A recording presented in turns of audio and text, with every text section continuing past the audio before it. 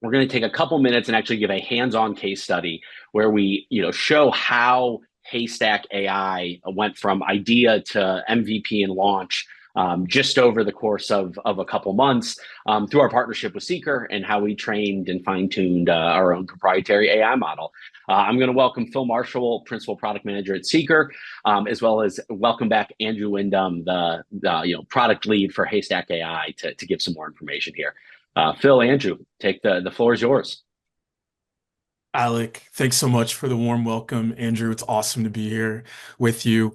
I'm going to clue the audience into something. You and I haven't had a chance to actually reflect one-on-one about the Haystack launch and how Seekr Flow really enabled so much success for you and your team and the hard work that you guys put in. So this is great to be doing it in real time in front of everyone. So again, happy to Yeah, be maybe we'll uncover something deep about ourselves. Good to or reflect. or Seekr Flow. Probably Seekr Flow would be more Yeah. interesting to people here. Cool. So for the next 5 minutes, as I said, we're going to reflect back on how you leverage Seekr Flow and the capabilities to launch Haystack. And then after that, I'm going to have about 5 minutes to walk the audience through some high-level steps of how they can kind of uh, build the same kind of solution on their own and have some great things top of mind when they go to the platform. How does that sound? Sounds great. Let's get into it. All right, cool, cool. So as you reflect back on that time, what are some of the unique challenges that OneValley and your customers face that kind of led you to seek out Seekr for AI expertise? So when you're talking about the particular pain point we're trying to solve here, and the process of like purchasing an enterprise software, it's a pretty long process for most companies. I mean, it's obviously very quick for startups compared to a more established company that has like a, very intense acquisition process. But all the same, it's not like we're creating a shopping website for discount fashion where, we can sort of like get people to get in a huge volume and click through a huge volume.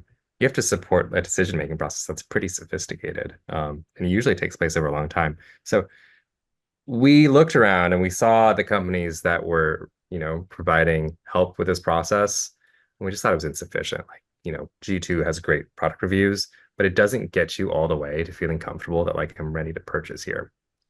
So we knew we needed a more like we knew we needed essentially a concierge, an AI concierge.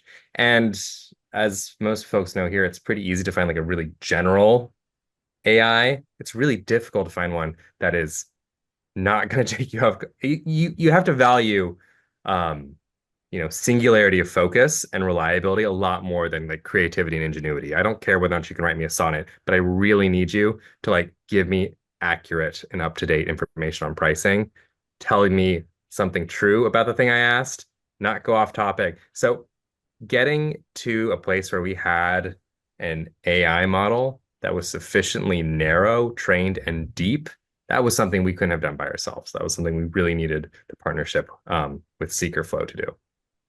Awesome. Yeah, that customization piece is really paramount to the principal alignment features we have baked into Seekr Flow. And obviously that's what propelled, I think, the bespoke product that you've been able to stand up in front of users, domain specific knowledge about your product catalog and all the benefits and features and opportunities that those products unlock for startups and businesses and entrepreneurs.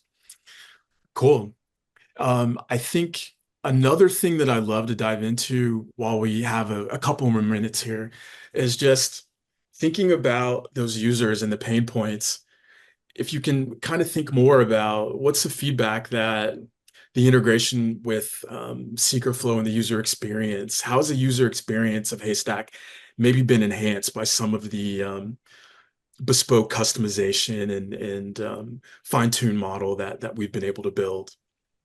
Yeah, I mean, so I gave an example in the demo a moment ago about how you can compare plan to plan.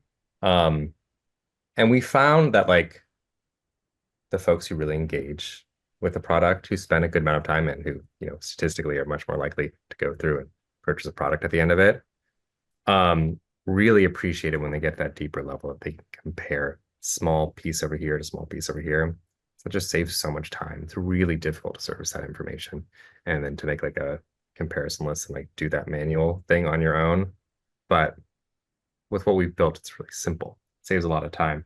So we're getting a lot of really positive feedback on the ability to compare and synthesize and make recommendations based on that. We're also getting a lot of really positive feedback on the ability to personalize recommendations. So like responding to what you put into it, understanding what your company is about, what its particular needs are, then matching that to something. That's another thing that you really like. We could have, before the days of AI, probably had a full-time content team saying, here's the right accounting software for like startup fintech companies. Here's the right one for startup ed tech companies. Like we could have like generated millions of versions of this. It would have been so complicated, so expensive for us, taken so long. We never would have been able to launch like an MVP in a couple months if that was our model. So we're able to personalize, and then we're able to respond to like these really nitty-gritty queries people get into about like the details of these different plans. That's awesome. I think it's a good segue kind of into the last thing, and we'll talk about in remaining like 30 seconds or so. I remember being in a sync with your team earlier, and Alec, I think, said that, you guys never really had to adjust your timelines because once we got into the work of principally aligning the model, doing our ingestion, and really building out the whole pipeline, you guys were really able to not have to adjust your timelines and launch when you thought you'd be able to launch. I Yeah, think that's totally. I mean, I remember like we started talking about this in January, right? Um, and when you talked to me in January, I had a pretty fuzzy idea of what we were building. We talked a lot about the problems, not a lot about like how we were going to actually solve it. So we went from there to like 2 months later, no, this is exactly how we want to build it, how we want it to work, to like 2 months after that, okay, it's live, it's out there in the world. It was really quick. It was kind of magical, honestly. Definitely not something that like definitely huge credit to the quality of the collaboration that we had. great, great. And the software is really an enabler of that, right? It allows for faster time to market, reduce costs once we do stand up a principally aligned model that leverages RAG when it needs to because it's already infused with those principles. And it allows for that streamlined collaboration. I think that lends itself to those really quick timelines that everyone is just kind of surprised by at the end. So Andrew, thanks so much for the time today to reflect back. It's been great, and I can't wait till we connect again and keep driving. Sounds good. Well, I'll talk to you soon, Phil. Thanks. All right, thanks a lot.